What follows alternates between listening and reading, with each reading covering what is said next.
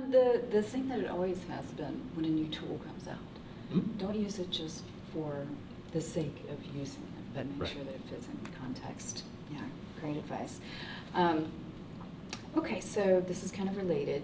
In your opinion, what are the most critical yet often overlooked aspects of faculty development in the context of AI? What do you believe is missing in our current training? I would say it's that connection. And I would say that's also true for our training with the learning management system. It's true for our training with any kind of training that we provide to faculty. A lot of time that training is, here's how you log in. Here are the 5 most important features. You click here, you click there. And it's very mechanical, and it's kind of, how do I become a fluent user of the tool? But there's never any discussion of the reason that I'm using the tool. Or there is frequently no discussion of the reason that we're using the tool. So having this grounding in, and it can be either of those two things. We can talk about it from a productivity perspective. You as a faculty member, maybe the title of the PD is Come Learn How to Save Hours Every Week Using Generative AI. Like, people would come to that. They would pay attention in a different way than come learn about prompting or something like that, right? And the same thing, I think people would be more excited about that than they would about learn how to enact evidence-based teaching practices using generative AI. But I really think you mentioned in instructional design, we take this backward design approach, that we start with the goals of what we want students to be able to do, and we build up from there. I think professional development's the same way. What is it that we want instructors and faculty to be able to come out of that doing? Do they themselves value being able to do that thing? And then how do we make it really obvious to them that they already value this thing? We want to help them do it better, faster, whatever. It's just making that connection that is missing, I think. Outcomes oriented. This is the goal for this particular workshop. Relevance, interest, engagement. Yeah. Okay, great. So my next question kind of brings these things together then.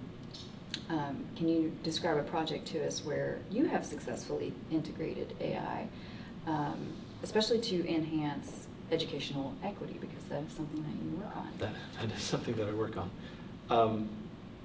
In a class that I taught last fall, it's all dog years now. In a course that I taught recently, it was a class on generative AI, and we covered some pretty technical topics, and most of the students in the class were non-technical. And some of them, depending on where they were, would have access to a roommate or a friend or someone else who was technical who could kind of coach them along through the more technical parts. And some of them did not have access to a parent, a sibling, someone with that kind of expertise. And so in order to kind of equalize that, I did use AI in a way. Basically, I created an assignment in it's a flipped classroom sort of model where I have them doing a lot of reading, video watching, kind of preparing outside of class. And then during class time, we were actively engaged in doing things as opposed to me lecturing during class. But I needed them to be ready when they got to class. I needed them to be prepared. So basically, I created, at the end of the reading and the video watching, the preparatory material, an interactive review using AI. So I just had a prompt that they copied, and then they went to AI and they pasted it in, and the AI basically woke up and said, hey, let's talk about neural networks. Tell me what you understand, what are weights and biases in a neural network? Open-ended question, right? Not multiple choice. The student could kind of type out their answer, and then the AI could give them some feedback saying, well, that was correct, but it sounds like you might have misunderstood this part. Let me explain it to you a little better. And then it would always ask, would you like to know a little more about this? Do you have any other questions about this topic before we move on to the next one?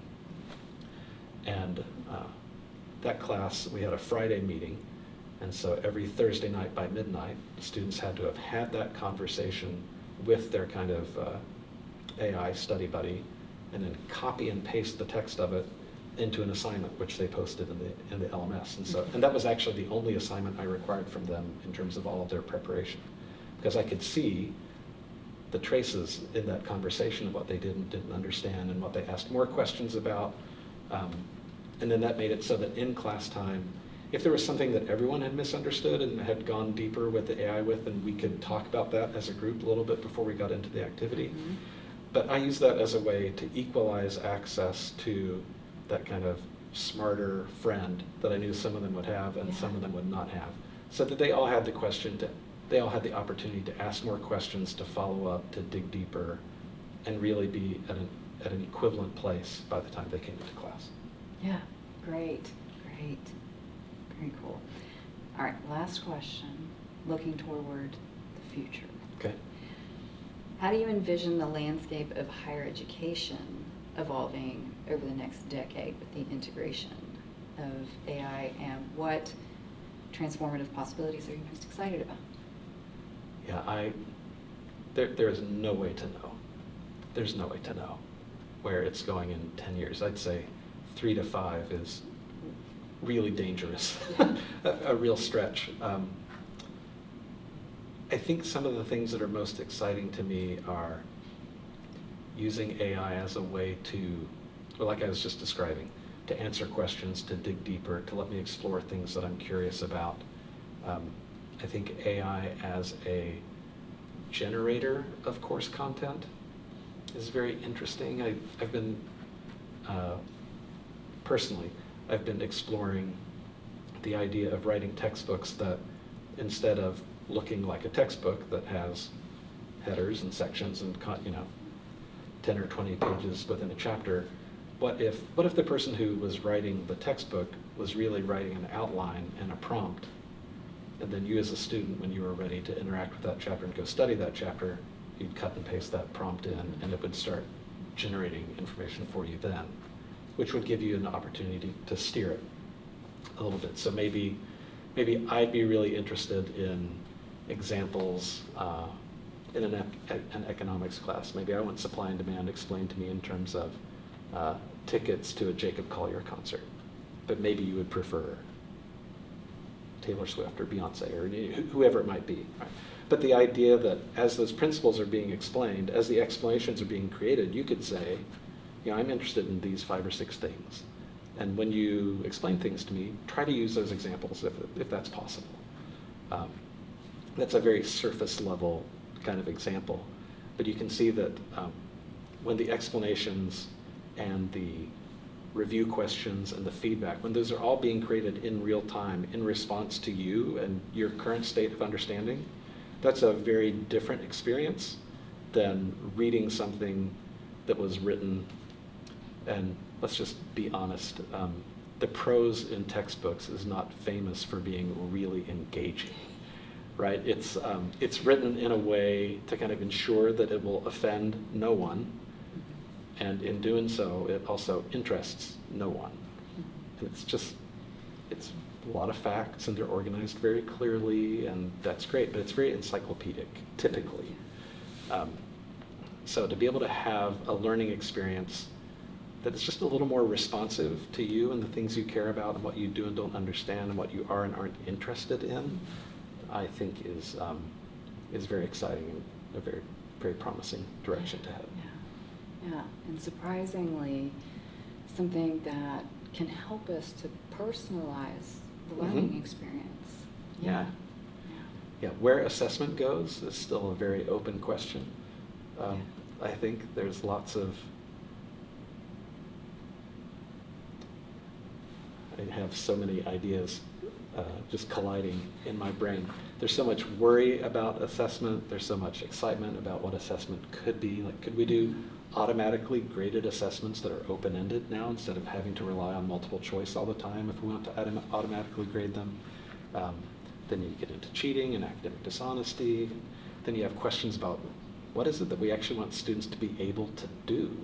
Yeah. Do we want them, do they need to memorize their multiplication facts up through 1,000 times 1,000, or at some point is it okay to use a calculator to figure out what 493 times 687 is as you're trying to get work done out in the world.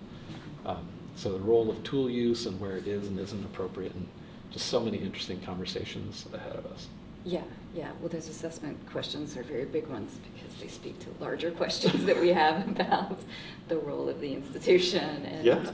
employable skills and all of that. Yes. Why are we even engaging in this enterprise? Yes, Yeah. yes, yes. A very Well, existential feeling. perhaps we should go ask AI right now. I'm terrified, actually. That would be amazing. We should do that. Yes, let's go. Thank you so much for meeting with us today. Thanks for It's having been me. a This is pleasure. super fun. I appreciate Yeah. it. All right.